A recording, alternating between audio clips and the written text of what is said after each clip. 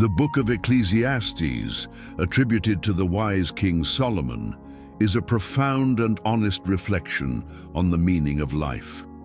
Unlike other biblical books, it opens with a startling declaration of the vanity of earthly things. Vanity of vanities, all is vanity. Yet behind this seeming melancholy lies a rich and transformative wisdom. Ecclesiastes is a call to humility, simplicity, and reverence before God.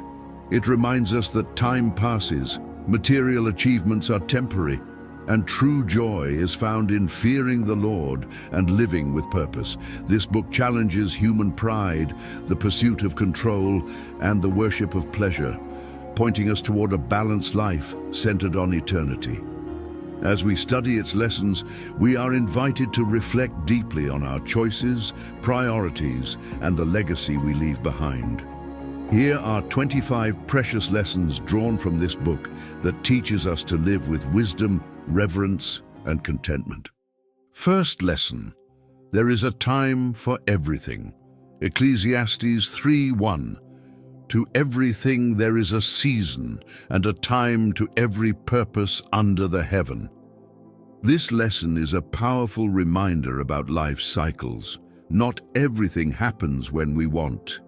There is a right time for every experience: to be born, to die, to plant, to harvest, to cry, to laugh. When we understand this, we begin to live with more peace and less anxiety. The secret is trusting God's timing and learning to discern the right moment for each action. True faith recognizes that even silence and waiting have value because they are part of the Lord's sovereign plan. Second lesson: trust and persevere. Ecclesiastes 11:6.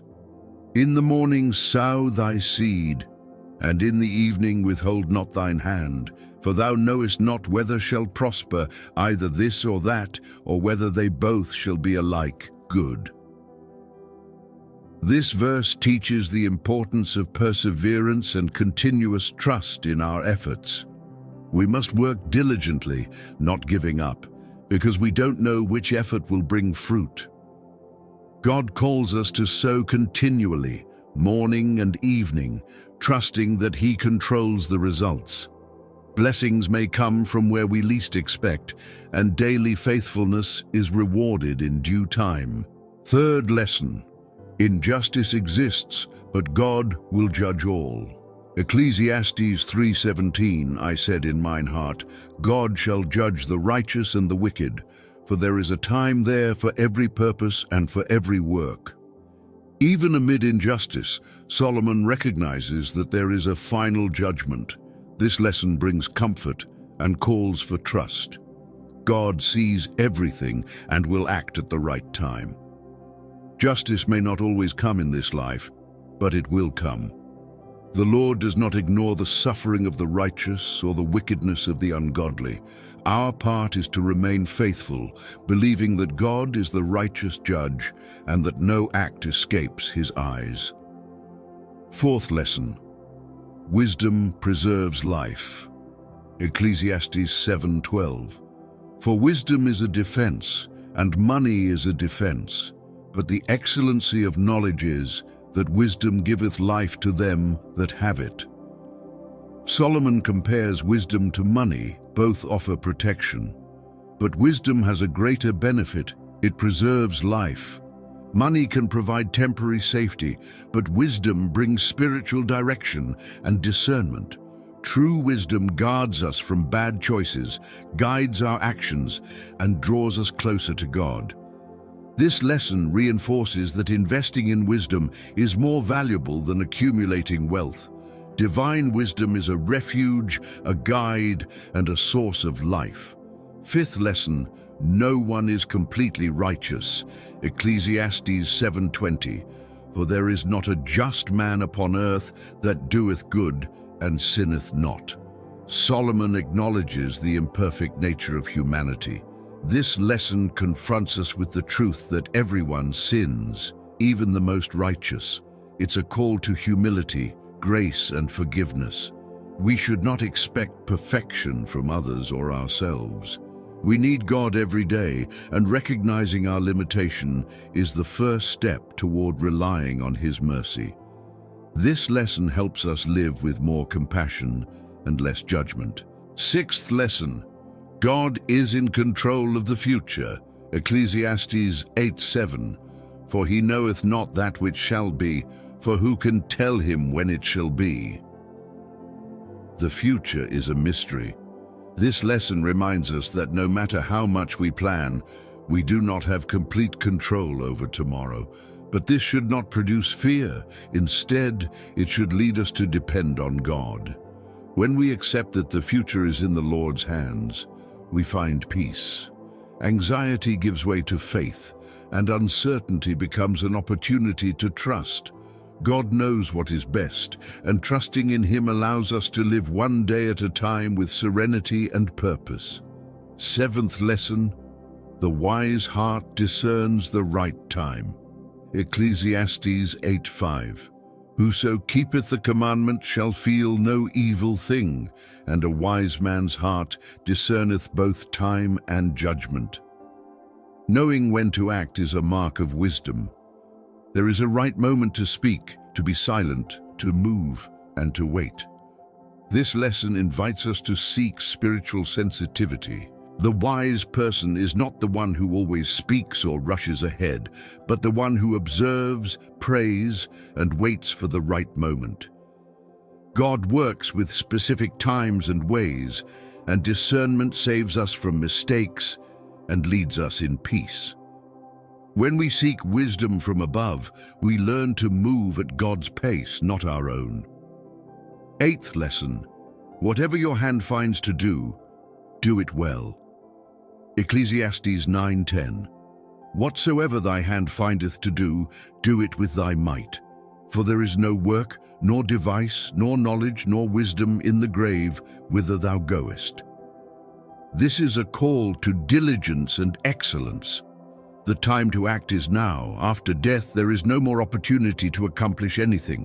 Therefore, we must approach every task with dedication, whether big or small. Living with purpose means not wasting opportunities. Excellence in work is also a form of worship. Life is short, and each day is a chance to leave a legacy. Work with enthusiasm, as if serving the Lord. Ninth lesson: the race is not always to the swift. Ecclesiastes 9:11. I returned, and saw under the sun that the race is not to the swift, nor the battle to the strong, neither yet bread to the wise, nor yet riches to men of understanding, nor yet favor to men of skill, but time and chance happeneth to them all. This lesson shows that things don't always go as expected. The best prepared doesn't always win. Life is full of surprises, and control is in God's hands. Instead of relying solely on our strengths, we must depend on divine grace. Humility comes from realizing that success doesn't come only from effort, but from God's sovereignty. Trust Him even when the outcomes defy logic. 10th lesson: a small mistake can ruin much wisdom. Ecclesiastes 10:1. Dead flies cause the ointment of the apothecary to send forth a stinking savour. So doth a little folly him that is in reputation for wisdom and honour. A small error can destroy a reputation built with wisdom. This lesson warns us about the importance of guarding even the smallest actions. Foolishness, even in small amounts, can damage what was carefully built. It calls us to vigilance, care in our testimony, and discernment in our words and deeds. Wisdom is not only having good ideas, but living with integrity. Integrity takes time to build, but can be lost in a moment. 11th lesson: don't neglect the time for wisdom. Ecclesiastes 10:10. If the iron be blunt and he do not whet the edge, then must he put to more strength, but wisdom is profitable to direct. Working without wisdom is like using a dull tool. It requires more effort and brings fewer results. This lesson teaches us to stop and sharpen the axe, seek direction, knowledge, and preparation before acting. Wisdom saves strength, prevents mistakes, and increases effectiveness. Many burn out because they act impulsively without reflection. God invites us to depend on Him, listen to His voice, and act with discernment. Wisdom doesn't rush the process, it makes it more fruitful. 12th lesson. He who digs a pit may fall into it. Ecclesiastes 10:8. He that diggeth a pit shall fall into it, and whoso breaketh an hedge, a serpent shall bite him. This poetic image speaks of the consequences of evil intentions. Those who plan harm for others often fall into their own traps. God's justice may seem subtle, but it is sure. This lesson invites us to integrity. Those who live to bring others down destroy themselves. Instead of acting with malice, we must promote truth and peace. The Lord's justice is perfect, and He repays each according to their works. 13th lesson. Cast your bread upon the waters. Ecclesiastes 11:1. Cast thy bread upon the waters, for thou shalt find it after many days. This expression speaks of generosity and faith. Casting bread upon the waters suggests a gesture of trust, giving without knowing when or how the return will come. This lesson encourages us to sow good, bless others, even without immediate return. Whoever acts generously will be rewarded in God's time. Kindness is never wasted, and God sees every act. Living by faith means planting even when we don't see the harvest. 14th lesson. The body returns to dust, and the spirit to God. Ecclesiastes 12:7. Then shall the dust return to the earth as it was, and the spirit shall return unto God who gave it. Earthly life has a certain end. Our bodies return to dust, but our spirit returns to the Creator. This lesson reminds us of our true origin and eternal destiny. We are more than flesh. We are eternal souls. This perspective changes everything: our priorities, our relationships, our pursuit of meaning. Those who understand that the soul is eternal live differently, with reverence, purpose, and preparation for meeting God. Knowing our spirit returns to Him should lead us to live wisely in view of eternity. 15th lesson. The whole duty of man is to fear God. Ecclesiastes 12:13. Let us hear the conclusion of the whole matter. Fear God and keep His commandments, for this is the whole duty of man. This is the climax of Ecclesiastes, the spiritual and philosophical conclusion. Solomon declares that the true meaning of life is to fear God and obey His commandments. This lesson sums up the entire human purpose. No matter how much we know, achieve, or experience, what matters most is to live in reverence to God. To fear God does not mean to be afraid, but to live with respect, trust, and love. That fear leads us, protects us, and brings us into true wisdom. 16th lesson. God gives power to enjoy. Ecclesiastes 5:19. Every man also to whom God hath given riches and wealth, and hath given him power to eat thereof, and to take his portion, and to rejoice in his labor. This is the gift of God. Prosperity is more than accumulation. It's the ability to enjoy with gratitude. This lesson teaches that only God can give us the power to enjoy what we have with balance. Many have wealth, but no peace. Others work, but never rest. True prosperity is having enough to live well and a heart satisfied with what is given. When God is at the center, prosperity brings peace, not worry. Recognize each blessing as a gift from the Father. 17th lesson. Money is useful, but doesn't solve everything. Ecclesiastes 10:19. A feast is made for laughter, and wine maketh merry, but money answereth all things. This verse shows a practical side of life. Money solves many material needs.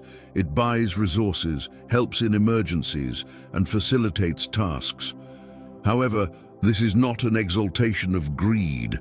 It's an acknowledgement of money's usefulness. The lesson is, use money with wisdom, but don't place your hope in it. It is a tool, not a god. True prosperity is knowing how to use money without being ruled by it. 18th lesson. He who watches the wind never sows. Ecclesiastes 11:4. He that observeth the wind shall not sow, and he that regardeth the clouds shall not reap. This lesson is a warning against being paralyzed by fear or perfectionism. Waiting for the perfect conditions to act is a trap that steals our chances to prosper. God calls us to take steps of faith even amid uncertainty. The real harvest comes from those who plant with courage. If you want to succeed, you must act, even without having all the answers. Faith doesn't wait for a cloudless sky. It trusts God and sows, knowing He gives the increase. 19th lesson. Better to hear rebuke from the wise than praise from fools. Ecclesiastes 7:5. It is better to hear the rebuke of the wise than for a man to hear the song of fools. Correction from a wise person is an opportunity for growth.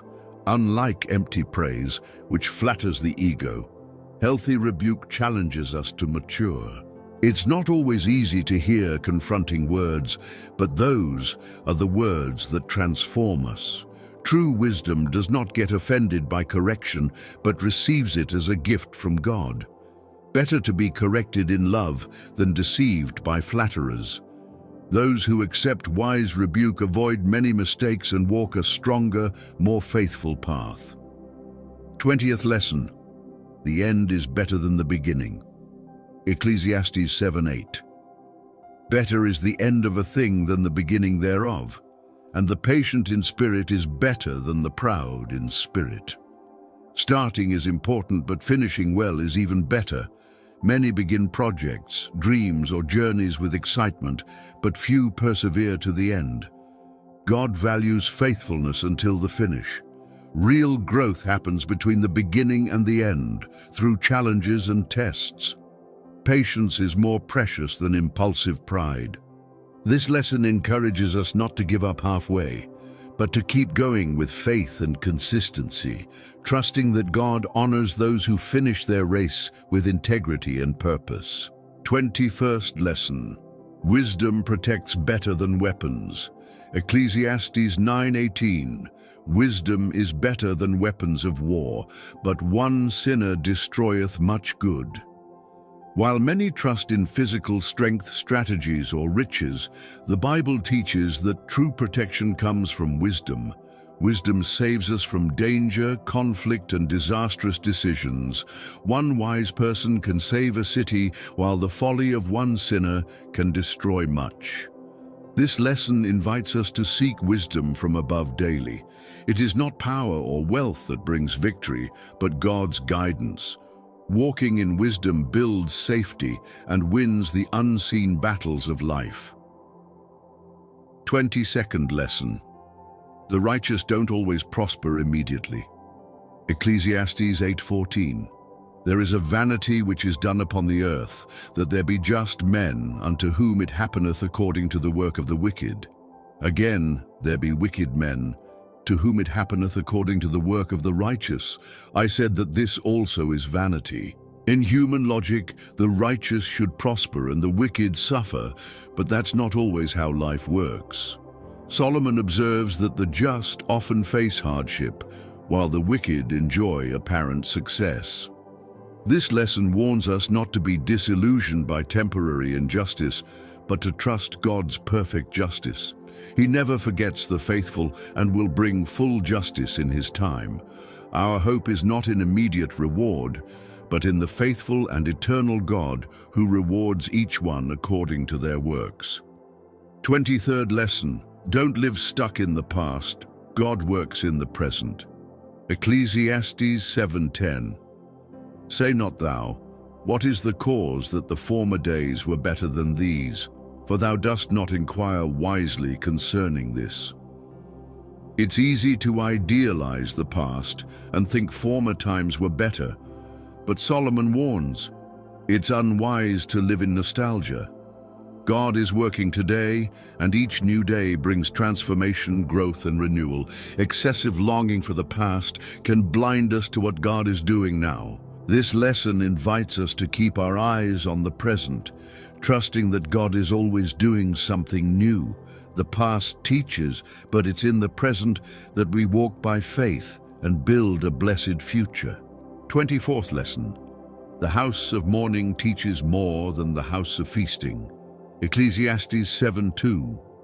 It is better to go to the house of mourning than to go to the house of feasting, for that is the end of all men, and the living will lay it to his heart.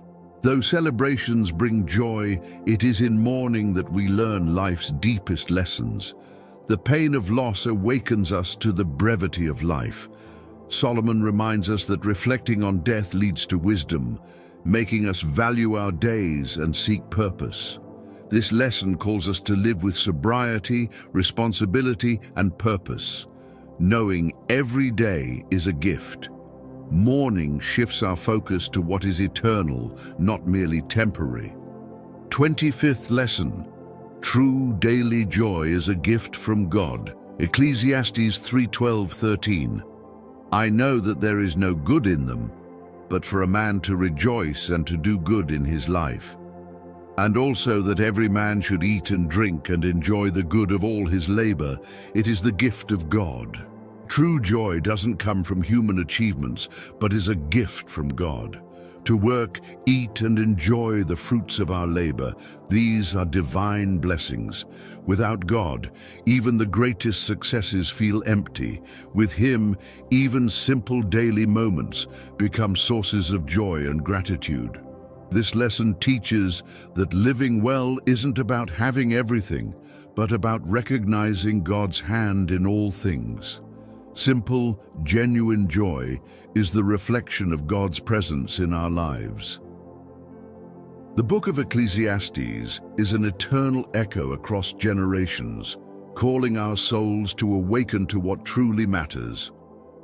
Through Solomon's pen, God shows us that all earthly pursuits, when disconnected from Him, become vanity, a vapor in the wind. Wealth, pleasure, work, knowledge, all have value, but only find true meaning when surrendered in reverence to the Creator.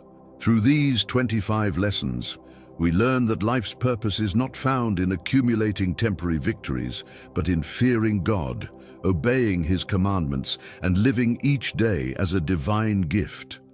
We are called to discern the times, act with wisdom, sow goodness, and seek the kind of joy that doesn't depend on circumstances, but on God's grace.